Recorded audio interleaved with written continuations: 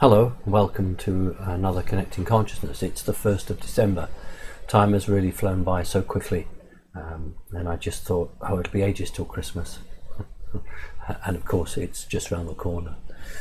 So I suppose with the colder weather and a bit of frost, and then perhaps we'll begin to feel a bit more like it. But after the attack on the London Bridge, perhaps thinking about Christmas isn't something that we're readily going to do. I posted a number of updates fairly soon after the attack, and for me the major point here was that this guy had been in the prison system. He'd been convicted of previous terrorist offence and had been in the system for quite a while, and he got an early release date. And the fact that the attack first of all took place on the north end of the bridge, I think it was Fishmongers Hall, where there was a conference or a symposium talking about offending and how, to integrate people back into society after they've paid their price. So it was always not a straightforward terrorist attack. For him to launch the attack there, the information I got was it was quite a lot about him taking out his anger or his vengeance on the very people that he saw put him into prison. I don't mean the police, I mean the judiciary system. And then the attack went out onto the street and he murdered people there.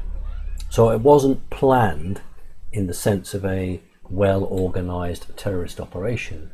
And it looks like my first postings were correct, that he just literally was him on his own in terms of the ground planning or organization, if we can even call it that. Sort of turn up, start a fight, try and kill people and see what happens. It is a terrorist offence, but it's not coming from the normal pattern. The issues I think that we have with this are the odd surroundings that took place on it, and I still can't understand why the bridge theme keeps coming up. There's several attacks now we've had on London bridges. Yes, they are iconic, and if you talk to a tourist, one of the things they want to see are bridges, so it might just simply be that it's a focal point. However, there may be a more deeper symbolic meaning here. The guy who picked up the knife has now been reported as an off-duty policeman, so that begins to make us more interested. It was always a question as to, and I think I put it on my site, who was the guy with the knife? Didn't make any sense, and the response was from the police was very quick. Now they're saying they didn't have any intelligence, and I will agree they didn't have any specific intelligence, because I believe this man operated on his own. There was no electronic communication, there was no even much discussion in the community about it, and therefore those are the ones that are nigh on impossible to pick up. On a lighter note, if we can possibly have that, and I thought about this, that it could only happen in Britain, that the ordinary passers-by sort of decided to attack him and try and take the knives off him, which they did actually, but he was attacked with a narwhal horn. It's a narwhal is for those of you who are not sure, can have a look afterwards, but it's a whale, of course, but it has a long horn-like structure, and back in the days of the medieval times, people thought this was a unicorn's horn. They used to find these horns and literally think they were a unicorn. They can be up to 3 meters long. What's that, 9 feet, probably even longer. Now, I still don't understand, and it's not vital, but it's just interesting that somebody should have a narwhal horn, which is about 3 meters long, and fending off this person. It could only happen in Britain, and it's just a testimony, I think, to British people who I think are fed up with things like this and are prepared now to have a go at it. 2 things from this. First, it's going to completely alter the judiciary system in the way that crimes are dealt with. You can now expect to see people no longer getting early release.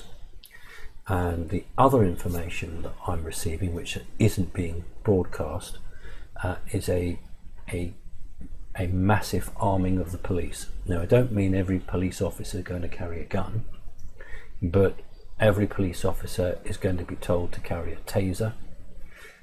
This up until now was a voluntary thing, but I'm understanding now that it's going to be mandatory, and they're going to increase by many hundreds police officers routinely now carrying guns. So not a moving across to an American system, but moving to a system that allows armed officers to be there within a minute or 2 minutes.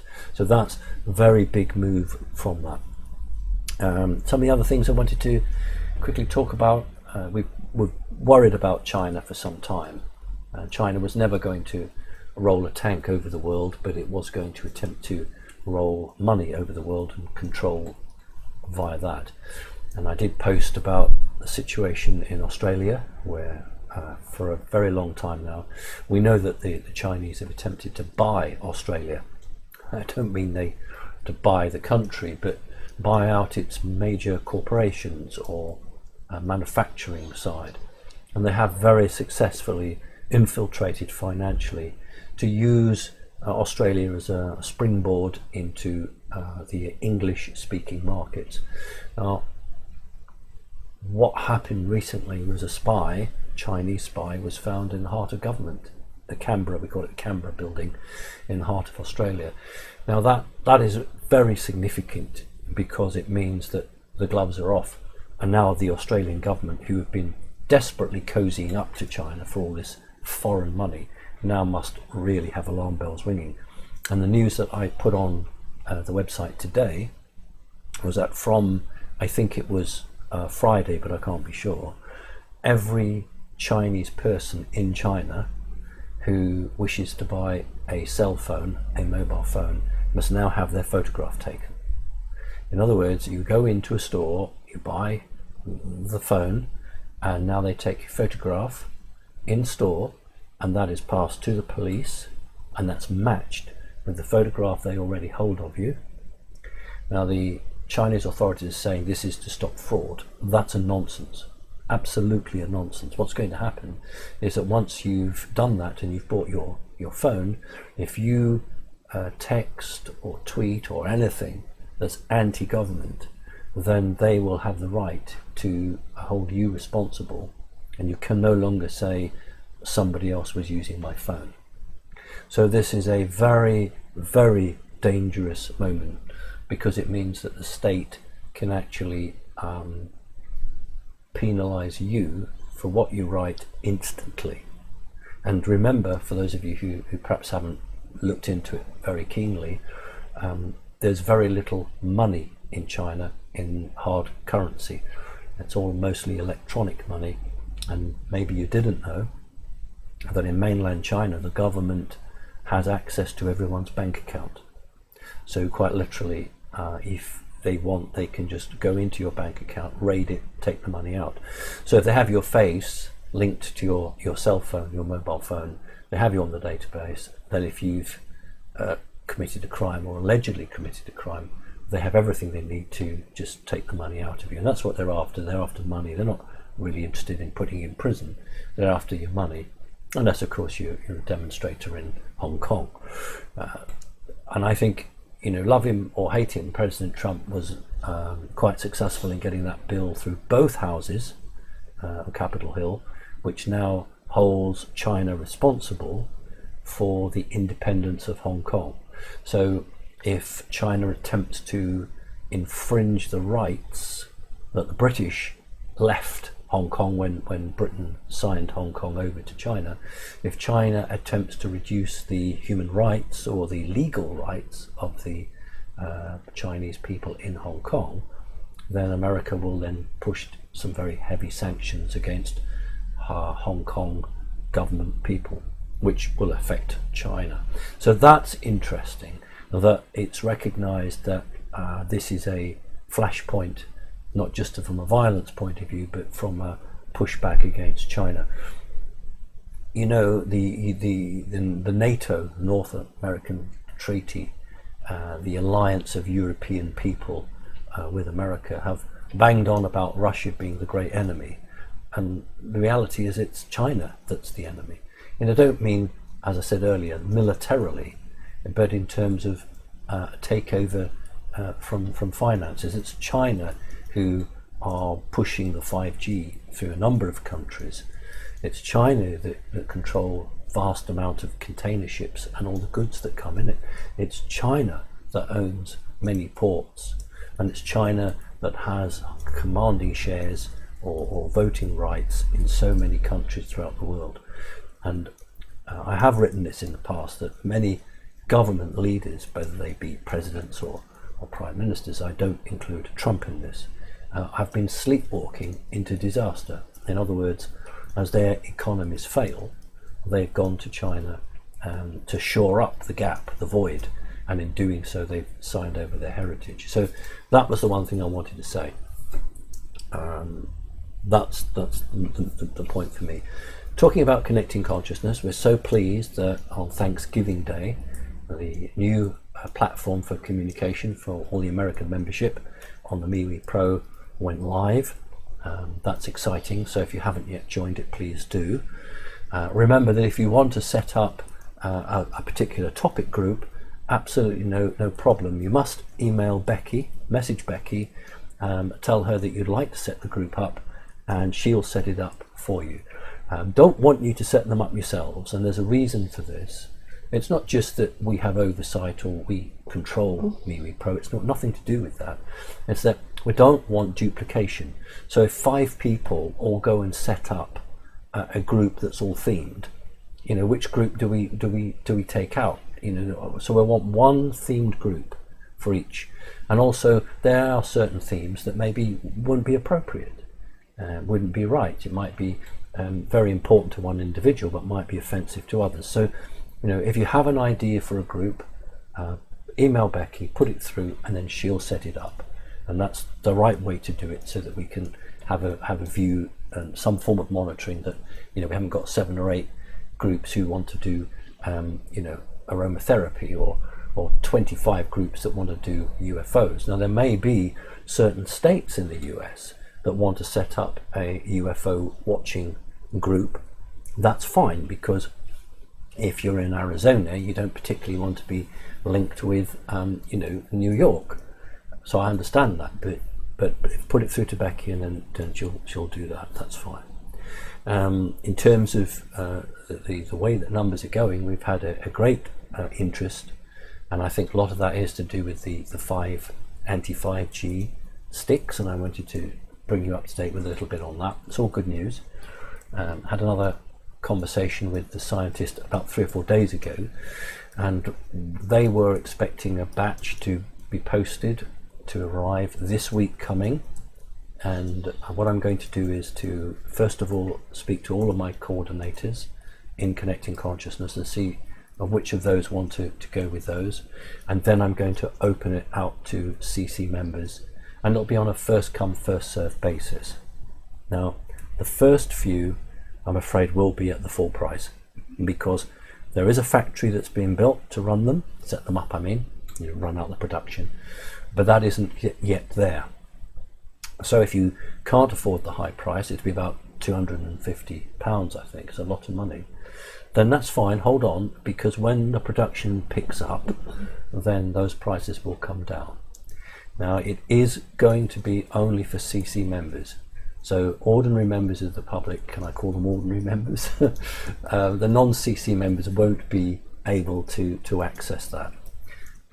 So that's a really important point to make, and that wasn't actually my stipulation. It didn't start off like that. It was actually the scientists saying that they wanted to keep within a spiritual group.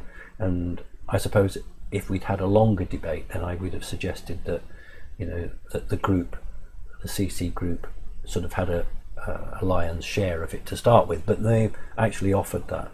Spoken to the lead scientist on this and the technology that's used, and as we go nearer to going live with it, I'll do a special podcast. It's only about 10 or 15 minutes, but I'll go live to explain what's happening, a bit more about the product. But just remember that when this sets up, you won't actually be paying me or us. I envisage that we'll carry a link on simonparks.org. You would then click that link, that will take you straight to the scientists, to the group there, and that you would do the deal with them. But what we're offering is spiritual people. We're offering the spiritual community who are awake and aware and want to use this device, as opposed to somebody who does not see any danger in 5G, thinks that the world is great and everything's lovely. So that's why we're there. We're there to support the spiritual community, just as many other groups are. And I'm sure that once we've had a go at this, then other groups will be invited in to support their membership. And I think that's the way, because if you are spiritual truly, then you don't want to, the British word, hog the show. You want to recognize that we're all connected, and that we need to share this out, and the wider sharing the better. But I think that it's about the bridgehead. It's about getting this out there, as we do expect some kickback.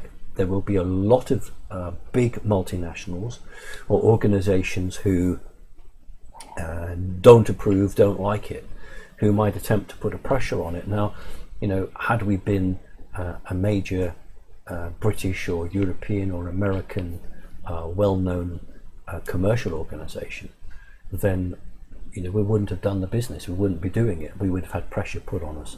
So again, by choosing Connecting Consciousness, they know that the organization cannot be corrupted, and that this product will get out there. And then it's a domino effect. When it's reached a certain critical mass, then it'll be too hard to stop it. Even if the big players tried to stop it, then it'd be too late. So I think it's about people power. It's about getting that momentum out there, getting that movement, and doing that. And we're very, very proud, and I'm very pleased to do that. I just wanted to thank one of my coordinators. I wanted to thank Julie. I don't generally do this because other coordinators say, yeah, what about me? I've been working really hard too. So I try not to show favoritism. In fact, I don't.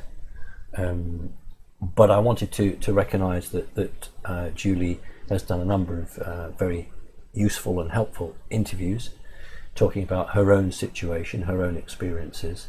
And Julie is a coordinator within Britain for Connecting Consciousness. And we're very, very proud of Julie, and the fact that she's gone public to talk about her story, and just confirming that Julie is a Palladian. She really is, and she's a good person here to do good work. So if you can catch some of her interviews on YouTube, then please do so. All right, so that's it. I suppose the only other thing is that the economic situation for Europe is still looking quite difficult. It's not looking so bad for America. It's odd how it swings. Sometimes it's a world global difficulty, sometimes it's regional. But at the moment, the European situation is looking a bit bleak, but the United States situation is looking better. Now, when I say better, we all know that it's dysfunctional. We all know that it's on its last legs. But compared to 12 months ago, the financial stability of the US is actually somewhat stronger. So it's all eyes on Europe at the moment. Right, well, we've had quite a few issues. We recorded the first part, which is the updates, and then we did 45 minutes of questions. There were some really great questions, and I always try to answer very fully and give lots of in-depth answers. And then the screen went completely blank, and everything's been lost except the introduction. So 45 minutes or so of question and answer completely gone, lost. And then we tried to do it again and started to do the recording, and then the button just switched itself off. In other words, it's an electronic button, and it went from stop recording to start recording. So although I'm not touching the cursor, I'm not moving the arrow, it's just throwing me off. Now, it could simply be an electronic fault. It could simply be that or someone just doesn't really like what we're doing. Maybe they don't like the cats. So I'm a bit tired because I've done 45 minutes, and so has Becky, of some really good questions, and I hope my answer's really good. I was for just saying I'm going to give it up tonight and just put a notice out explaining what happened, but Becky was saying no, please, you must try and do it. So I am going to try and do it, but unfortunately those answers won't be anything as full as they were, and that is in itself is a shame. So that's what's happening, and sometimes I think people perhaps don't fully appreciate the issues that we face in getting a podcast out. They think it's just very simple. You just sit in front of it like most people do. They have a little cup of coffee or whatever it is and they do their chat. That's if you're not targeted. That's if they're not after you. That's if they're not trying to make your life hell. And so it's a big deal for us to do this. It really is. It's not like, oh, let's do a podcast. It's like, okay, we've got to be ready for this. We've got to do this. And what's real sort of kick in the teeth is that you just come to the very end of what you think was a good session, a really good one. The public hopefully will like that, and then you find that it's not recorded. So it's very disheartening for about 30 seconds, and then we have to sort of fight back. So I have taken Becky's advice. We are going to have a go at this, but if it happens again, I'm not going to do it today. If it happens once more, I'll let this go out, explaining the situation, and then I just it takes energy to do this. It's I don't sit with the book and think, oh, that's a question, where will I find the answer? This is all done in a way that people who are not awake and unaware, they can't understand, and so it does take a lot of energy. All right, okay, back to the very first question, please, Becky, and thank you for your patience, Becky, because we're all really tired of being electronically bothered with. Yeah. Okay, thank you. First question is from Ashley, who says, many bizarre things have happened to me throughout my life. One of the things I'm most intrigued by is that my home videos have changed. There are things that have never existed and things that change size, including one where my body is a larger size despite being underweight my whole life. Who is in charge of changing my videos, and why are they doing this? Okay, and my answer, although I'm not going to give you I'm not going to give you the long full answer that I did. I'm going to give you a much shorter answer. Was that basically I've been in public eye for 10 years now, not with Connecting Consciousness. I was doing my other stuff before that, but I've never come across that. That's a brand new one on me. More interesting would be, why would somebody want to interfere like that? What are they trying to achieve? So I really cannot give you an answer on that. I've never come across that either personally, myself, or with anybody else. The only other possibility is another timeline in operation, but without more information I can't help you. My first answer, which was about 4 times longer than that, basically said the same thing. So maybe I'm learning to be more concise. Thank you. You also just mentioned that first of all you thought it might be to do with the Mandela effect, but then as you listened to more, I'm so tired I'd forgotten that. So what I basically said is, when the question was first being read by Becky, I thought we were going to go down the Mandela route, but this is not the Mandela route. This is about you and what's happening to you. If you're a targeted individual, then that's your answer. That's part of a psychological warfare against you. If that is the case, then please get in touch with me. Thank you. Okay, thank you. Holly said, Simon, thank you for the information you gave us. I am so concerned about the recycling of souls and whether or not we can avoid the karmic cycle. I feel like we have more power than they want us to believe. I don't want to be stuck here, nor my family. Is there something we can do to stop this manipulation? Okay, and I did answer this at length. It was a really good long answer, and I just can't bring myself to do that. I'm really sorry. What I can say to you is that we all came to this planet for a reason. Some of us were forced to come here against our will. Some of us chose to come here. But regardless of why we're here, the important thing is to learn ourselves and also to help others. And I have on many occasions spoken about the mantra that you can use before you go to bed and when you wake up in the morning, which is I want to return to source, because when you physically die, you won't be aware that you're dead. You'll actually wake up in the morning, but you won't be able to move your arms or legs, and you'll say to yourself, oh, I'm dead. But you aren't dead, because the soul in your body still continues to live. And the issues that we have, of course, are holographic projections of certain individuals who are important to us when we were physically moving, that can gain our confidence. So if you're a lifelong Catholic, maybe the Pope will come and visit you. If you're a great historian, maybe Winston Churchill will come and visit you. And what we know is that these are holographic projections by an artificial intelligence machine that is designed to win your confidence and then take you to the light. And I said in my first answer, sorry my voice is going because I've been talking for 45 minutes, though as a mammal we are designed to work in the daylight. We sleep at night and we're active in the day, which means that we're drawn to the light. We are drawn to do things in the light. And I also mentioned in my first answer that there's another point here, which is when we sleep we connect to source. Many people talk about downloads they get at night time, and this is truthful. If you sleep, you connect to source. It's not just deprivation, as a doctor would tell you, sleep deprivation. It's about deprivation from your contact to source with downloads.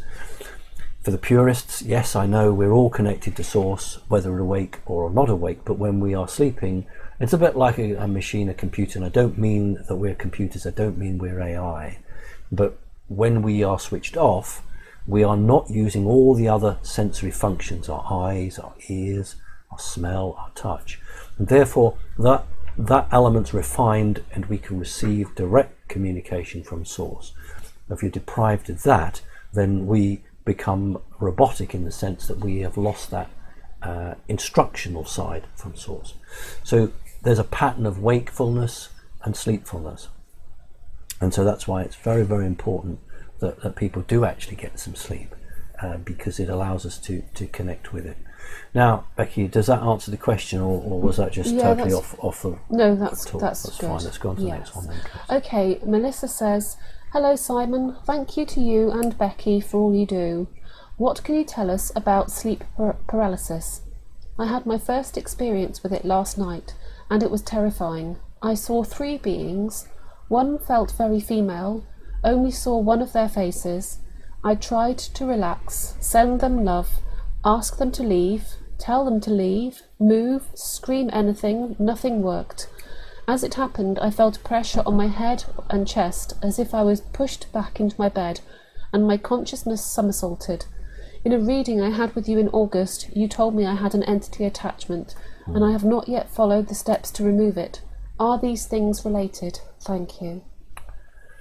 No, they're not related. They're 2 different things. An entity is an entity from the interdimensional space or the lower fourth. The beings that you're describing are most definitely lower fourth. They're not interdimensional. I guess there's probably lots of reasons why you haven't put into practice what I'd suggested to you. I really suggest you do that. It is a good way of getting rid of any attachments that you don't want. But what you're describing to me is potentially alien. You didn't use the word greys, and in fact I can't be certain because your description wasn't strong enough to help me to do that.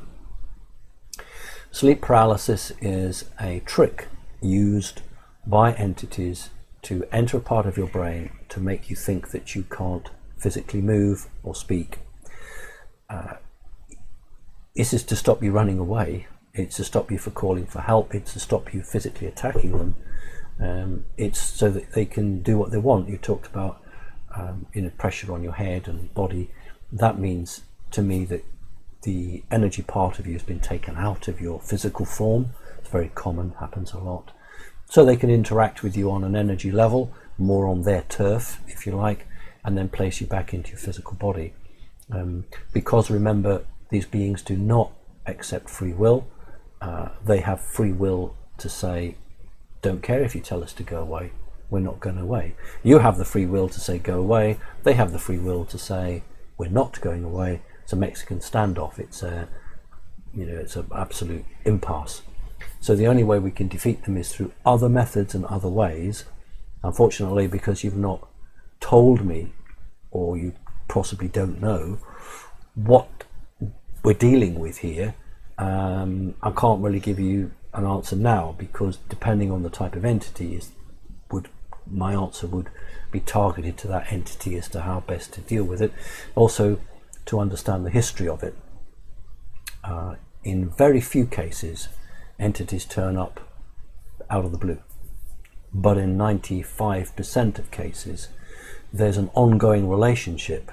It doesn't mean it's a good one necessarily, but there's an ongoing relationship between you and those beings, or at least with the families. So in other words, your family line going back many thousands of years, there is this association. These creatures don't travel a great distance just to stand there and wave at you. They come here for a purpose, their own reason. Might be beneficial, might not be. But the point is that sleep paralysis has been done to you against your will. So that's not a positive thing. A regular doctor, he or she will tell you that there's something to do with the nerves and it's perfectly normal, don't worry about it. But over the 10 years that I've been following this path, I can tell you that I have spoken to countless people, all of whom who have had alien experiences have at some point suffered sleep paralysis. And I would strongly say that somebody who is not psychic, doesn't have any experiences, they don't have sleep paralysis, simply because no one is invading their space, because they're not interesting enough. And I don't mean that disrespectfully, but if you're a very psychic person, or you come from a family line that these beings have had interaction with, maybe days of the pyramids, then they'll come and visit you, and if you might fight them, or you might get up and run out the room, then they will send a message to your brain saying you can't move. The point is you can move. Right, so we had another interruption there. So unfortunately, this is the worst interrupted podcast that Becky and I have ever taken part in. But we're back on now. Seems to be working. So what I'm going to do now is I'm going to say my thank yous. These are people who have so kindly, been able to find a few pounds or dollars or euros or whatever it is to support and help me. And I'm entirely and totally grateful to you. So I want to thank Gunda, John, Amanda, Robin, Patap, Stefan, Piet, Manuel, Martin, Gardine, Brian, Martha, Silva, John, April, Robert, Michael, Sonia, Mary, Linda, Lisa, Charlene, Richard, George, Angelique, Leaf, Drumset, Susan, Soul, Julian, looks like Ali or Abby, Eric, Bjorn, Martina, Roland, Brian. I want to thank Brian, helped me out quite a bit there because the car has been continually playing up a lot. Mika, Robinson, Valerie, Nicole, nearly there, Thomas, and just M. There was a second name, but I was worried that might be your family name. I never give out family names, so it's just M. And then Sandra. All of those who I've not mentioned, I'm so sorry. We have a lot of problems, and trying to get all the list has been quite difficult. So for everybody who has been able to assist financially, I thank you, bottom of my heart. Right, let us go on and see if we can do some more without being blown up or shot at or whatever it might be. It'd be nice just to get as far as we got before. Oh, well, it would be really nice just to get us where we got before. Yeah. Exactly. Okay, right. Yeah, so okay. Kira says, hello Simon, Becky. I live in Lake County, Northern California. We border Sonoma Okay, so this is the fires one, isn't it? Yeah, where the fires were last month. With the blackouts from the electric company, not one person believes they were to prevent fires on a windy day. That's what we were told. All of the several counties were plunged into complete darkness. It's now happened twice, for almost a week each time. The first time there was absolutely no wind. yet somehow fires were going in Sonoma County and Lake County simultaneously, even though there's no power on. A lot of people believe was a distraction, so we can't see something that's going on. Have you any thoughts what was really going on? Thank you. In the first answer that I gave, I'll try and sort of recap it. There was some suggestion that, excuse me, there was some suggestion that power lines were coming down, sparking and arcing on the ground and causing fires. And the electric companies, the power companies, were very concerned of being multi-million-dollar sued. And so they shut off the power so that they could not be blamed or accused of contributing to the fires. That's a very powerful argument. There may be some truth in that. The reality is that these fires have been starting where there's no power lines, and I rather think that if there's an operation of some sort in the sky or in the location, that agency or organization doesn't want power lines crisscrossing because it might interfere with sensitive electronic equipment, or it might interfere with something or other. That these fires are not started by schoolboys or picnickers or Yogi Bear, doing something or other. This is like the fires in Australia. They are occurring in locations that are almost inaccessible, and there's no real answer for this from a 3D perspective. So I've never accepted the basic 3D establishment view on this. Oh sure, there are people who unintentionally or intentionally start fires in a camper van or an RV, and they have a barbecue and they go away. But what we've seen over the last few years goes well beyond that, and the information I've received of certain operations taking place in California have led me to believe that there is some form of agenda, not just about burning houses and pushing people out, but some sort of ongoing conflict. And whether that's exactly the case in Australia or not, I don't know. But I did put a post on my site about a very well-known person who the president of Brazil has accused of offering $5 million to start fires in the Amazon. Go and look on my website. President of Brazil has claimed a unique point here. He's claiming that a guy, Leonardo DiCaprio, who's a very well-known person in film, offered $5 million to start a fire in the Amazon. Now, why the president would come out and say that, I have no idea, but it's opening up the debate now to show that there are some very high Illuminati elite groups that are very pro these fires. I don't think we've got the full truth on it yet. So power lines, no, that's just a cover. There's something much deeper than that. Now look, you are a Connecting Consciousness member, I hope, in California. Now what I'd like you to do, please, is to message your coordinator. Your coordinator won't use your name. If you can give us updates of what's happening, then what you tell us is far more valuable than somebody writing on the internet who's read a post from someone who's read a post from someone. You're really there. And the same for my Connecting Consciousness members in Australia. Your name won't be used, but if you can give us an update, tell us what you see, then I can get that out to people, the eyewitness account. This has really been observed. It's like when we did the meditation for the Amazon, and we had Connecting Consciousness members telling us that for the first 2 to 3 days after, there was a great reduction in the fires. And that's eyewitness accounts, and this is what's valuable. This is what I trust. So please, if you're a CC member, email your coordinator, and your coordinator will get that information to me. And your name won't appear in it. Thank you. Thank you.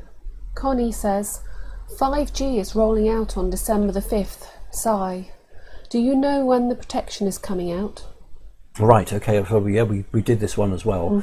And I said the first time round that it might be the 5th in your location, but it was been rolled out actually last year and trialled in certain places.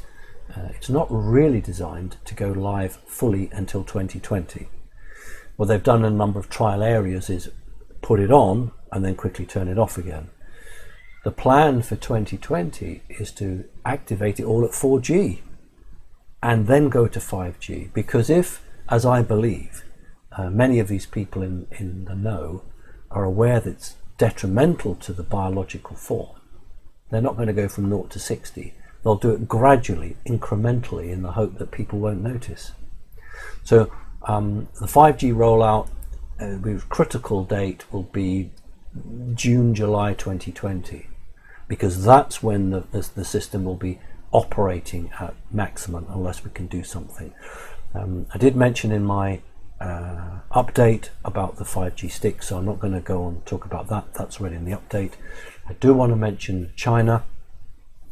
China is very much a part of this technology, and I can't remember now because it was the first answer, but I will just say that I did post on my website that China now requires everybody who buys a cell phone, a mobile phone in China, to have their photograph taken, and that is then matched with the database that the Chinese have, face recognition technology, so that they now know who bought the phone, because your face is there, and if you write anything anti-government, they've got you.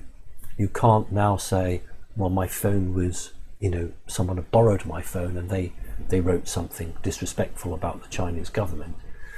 This is because of what's happening in Hong Kong. If you don't know, then vast majority of cases the Chinese have access to their citizens' bank account, and without their permission they can go into your bank account and take the money out by law. Absolutely they can. So now you go in and you never mind your ID card. In Great Britain we don't have an ID card, but many countries do. So they're not, they're not so keen on the ID card now. They just want your photograph. So this really is of grave concern, that this Chinese government who are playing, if you just want to know what that is, it's just the cat and the dog having a bit of fun. I much prefer that than somebody sitting in some office trying to turn me off. We've got a situation where the Chinese are trying to impose their vision not just on their own people but on the people outside, and that's why, love him or hate him, President Trump got a bill through both houses on Capitol Hill saying that if the Chinese government refused to respect the independence of Hong Kong, then the United States of America would start sanctions against Chinese officials in Hong Kong. Now that's really important, because that means that Trump at least understands the real enemy here is not Russia, it's not President Putin, it's the Chinese vision of world domination, not through the gun but through the money. The Chinese own most of the containers and the material going into containers, so many of the ports. They have invested to the point where they have majority shareholders in a range of countries. Been very concerned about Australia for some time, and if you're an Australian CC member, or maybe if you're not, you are aware of the power that the Chinese have because of the investment they have in your country. And this is a great warning, simply because Australia is a springboard to the English-speaking world. My concern is not for President Putin, it is for 5G. Russian issues don't really come into this, because it's really about China and its full acceptance of artificial intelligence and the state having access to that. And thankfully, even some of the great big multinationals in this westernized world, they're looking at this in horror, because I know for a fact that some of these very brilliant people have said, we didn't design this equipment to be used like this. And it's a bit like Nobel or anyone else who invents something for peaceful purposes, and then they find that it's been used for disastrous purposes, and they turn around and they say, well, I never invented it for that.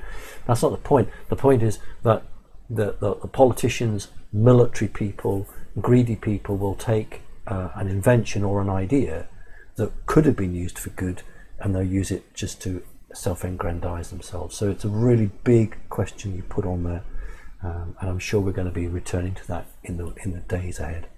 Thank you.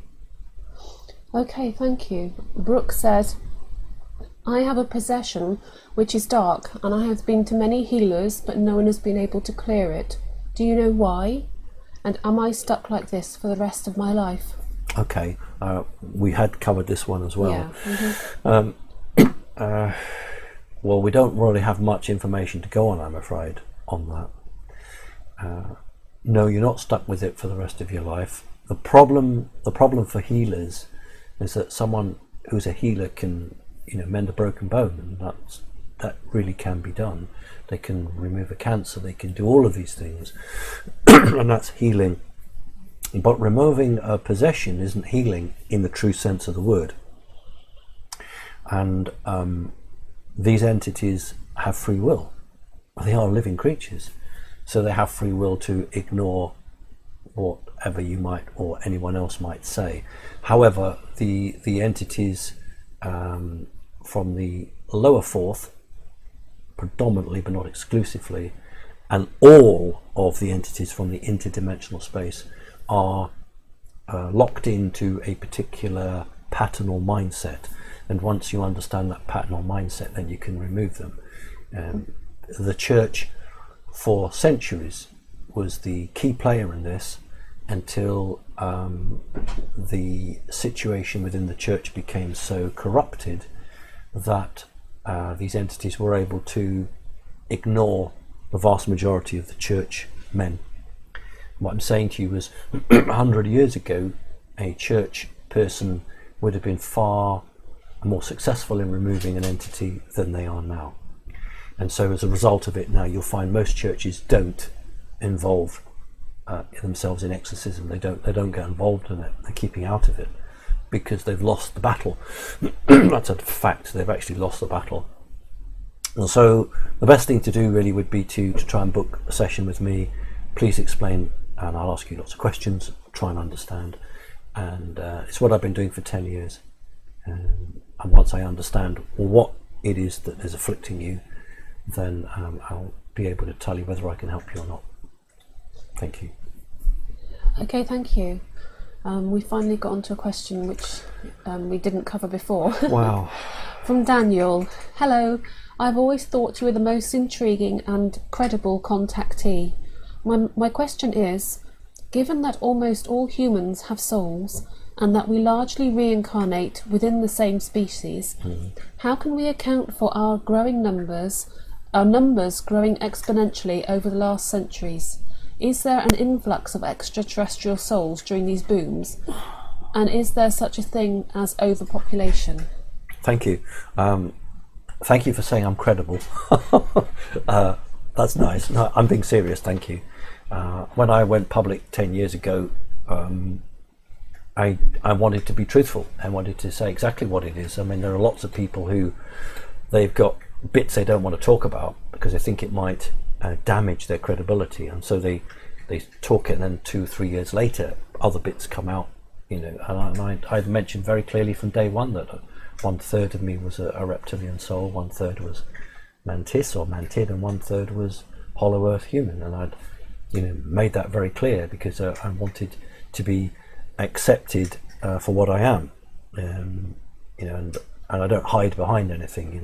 This is who I am, and this is the way I was going to be. I'm supposed to try to answer it in a way that is credible. This is a very popular planet, and if you want to come here, you have to be a very brave person, because this is a planet that you can't hide, and I don't mean physically. It's from yourself. I've always said that 100 years on this planet is worth 100,000 years of learning anywhere else. And so we shouldn't be surprised that there's a waiting list, literally. Now what happens is that there are bloodlines, there are families. Take the royal family, for instance, the Queen of England. You know, she will return, probably as the Queen again, and the point really is when a physical form, a baby, is of the right material for her soul to connect into, and that's the same for all of us in a lesser degree. So the fact is that the numbers have increased because food production has increased, because certain things have increased, and because there's a larger number of individuals who want to be here at this time. It's a very important time to be here, to experience and to be part of it, or just to observe. And so we've not reached the maximum number yet. And you're right, I like the point where we normally do come back within the same group. You know, it's a fascinating question. Could the soul of a cat come back as a person, or could a person go back and be in a cat? You know, and the cats here are obviously learning the Great Escape, so maybe some of them were escaping from prison. But the point here is that if we respect all life, and we understand that all creatures can learn up to a certain point, although only humans have that ability to have a consciousness that understands certain things, therefore we can be tested on them. That's why coming here is really important, because we will face choices that we can make a choice of. You know, the cats in the video now, their choices, not the choices are limited, but their understanding is limited. So they don't choose not to hunt a mouse, whereas we can choose not to do something because it might hurt something else. So we have the greatest pressure, the greatest spotlight on us, because we are allegedly the highest life form on the earth, and therefore, because of our connection to the planet itself, this elevation of humanity along with the planet is something that's driven. You know, talk about Lyra. Lyra was destroyed in the 4th dimension. Yes, Lyras are in the 6th dimension now, but Lyra, when it was a home planet, that's fine, that's not the elite taking us out, it's just simply the cats playing. So Lyra was destroyed in the 4th dimension by a reptilian task force, because the reptilians have been in the 4th dimension for goodness knows how long. They can't get out of it. In fact, they're sinking. But the human creatures, they were human, of course, escaped and moved to other worlds because they had space travel. And it was their consciousness that evolved. So although they didn't have a home planet, the consciousness of Lyrans evolved together, working as a group, and moved them up from the 4th into the 5th, and through the 5th, and then where they are today in the 6th. So it is the consciousness of humanity that moves and develops.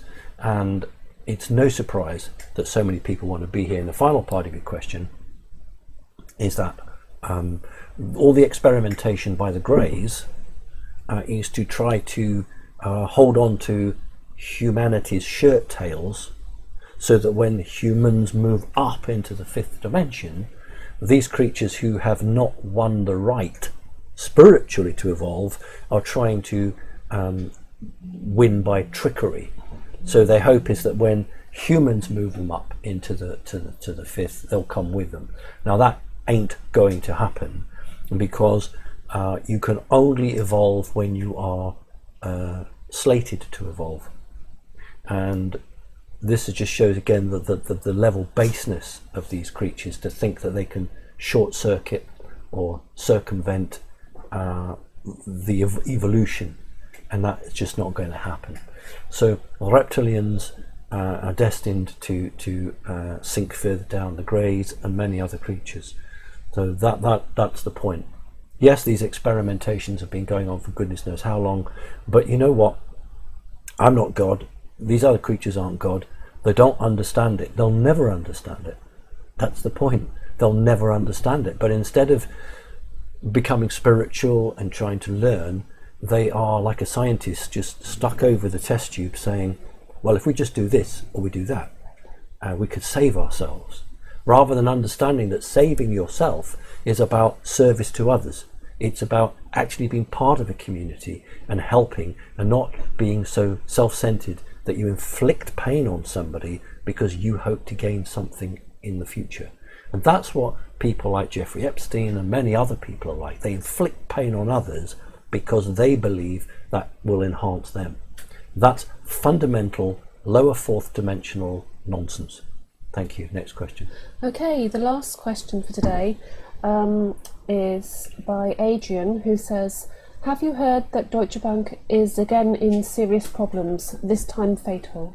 Right, so that's interesting because I talked a little bit about Europe. The spotlight is on Europe. And so it looks like, you've been hearing some interesting news.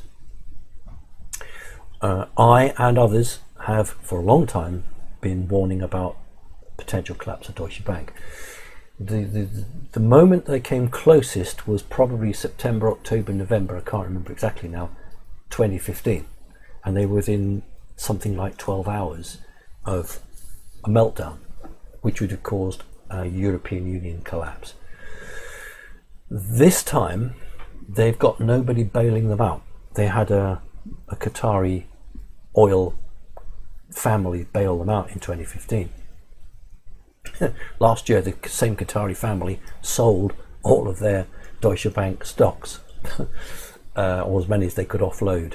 The situation we're facing now is that there isn't anybody else going to ride to the rescue of Deutsche Bank.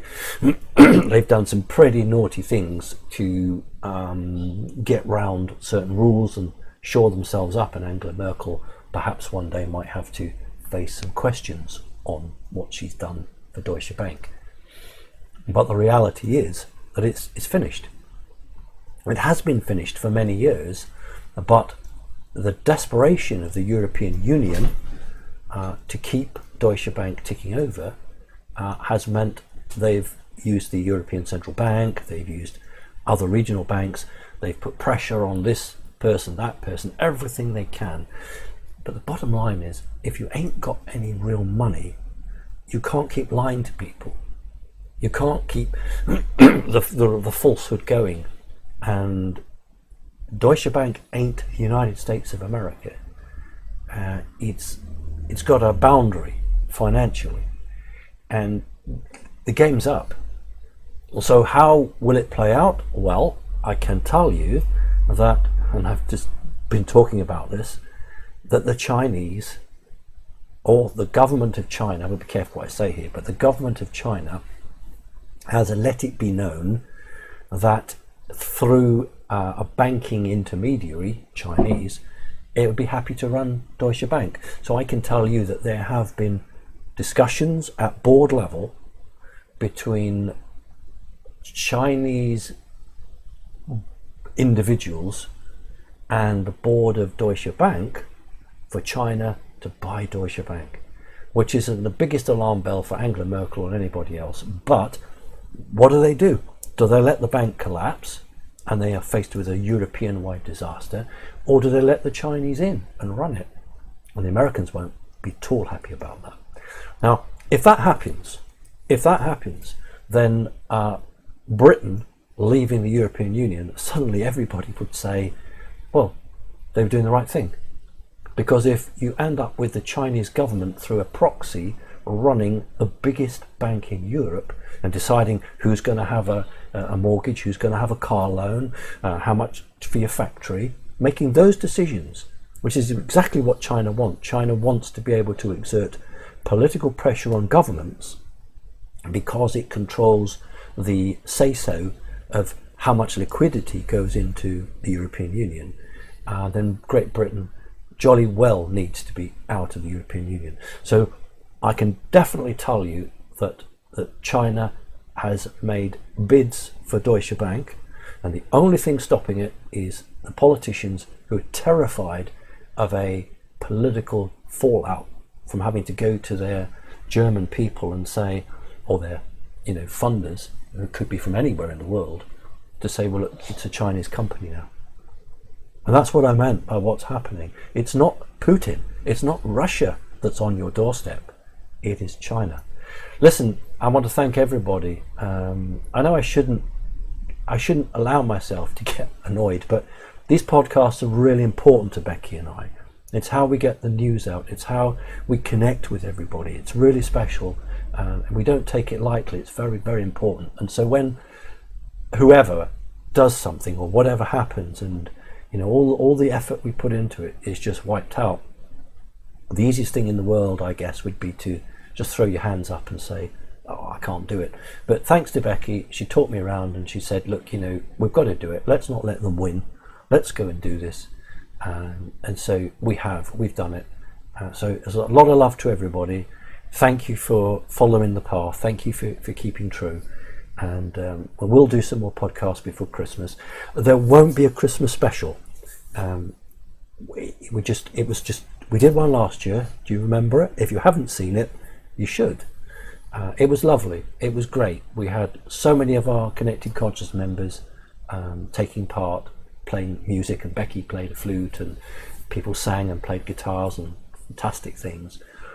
The amount of effort and work to make that happen, Andy and his team spent God knows how many hours putting that together, and it was a great lot of work from me, from coordinating, and for Becky who did all the working out from that.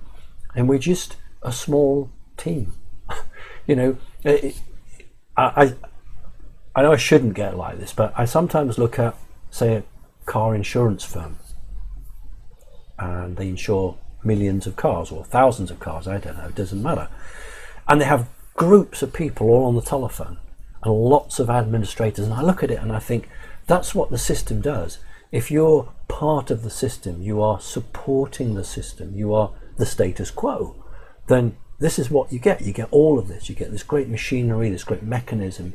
And when you are trying to be different and you're trying to give a different story, you don't have great teams of this. All I have is the love of members of Connecting Consciousness, and those of you who are not members but listen.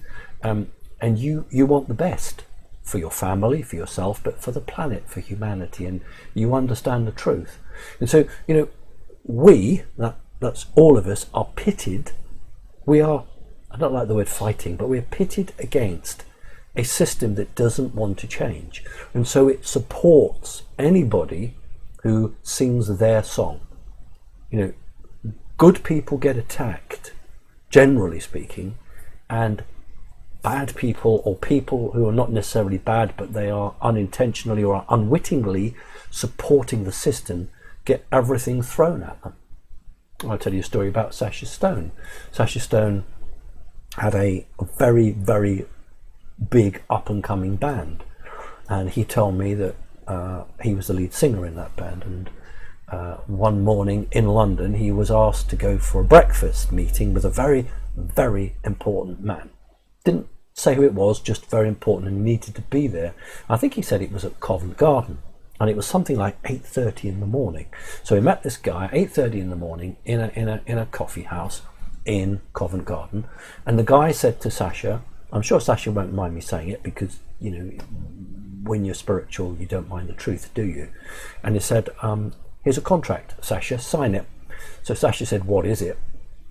And the guy said, well, this contract will make you and your band bigger than the Beatles. We, meaning him, will make you bigger, and you will earn more money than the Beatles.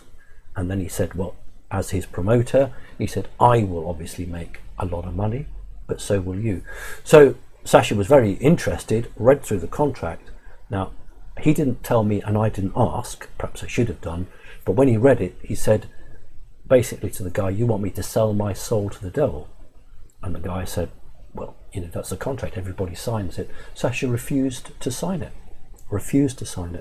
and they destroyed his band, destroyed his music. He never got another gig again. They just totally pulled the plug. So Sasha's a genuine guy who was prepared to put his own principles before greed. Now, most people, unfortunately, who are not awake and aware, put their greed before other people. And so that is why you have these huge networks of organizations and big office blocks, because they are all part of the system, the control system. And those of us, and there's many of us like me, and Becky, and all my other coordinators in different organizations, or perhaps just on their own, trying to do something, not just alternative, but the right thing to do. And of course, we don't get the support. And that's one of the things of connected consciousness, is to connect us all together so that we can share. And we should say, let's be part of a overworking consciousness, a networking. So, you might have your own organization. Well, I'm not asking you to drop that and come and join me, or drop my organization and come and join you. We can all share and be part of it, because as it stands, we're not, any of us, going to get the support from the system. So we can only get the support from those around us. And it's very frustrating, and I can't pick the phone up and get 20 repair guys down to check the internet, or do this or do that, or we really do run on a shoestring. And I think that's what keeps us focused onto the real dividing line between the world today that we are in, between those that hold the power, have the control, look after their friends, and everyone on the other side who is not part of the club, but is tolerated. So listen, thank you, great respect to everybody, and see you soon. Bye bye.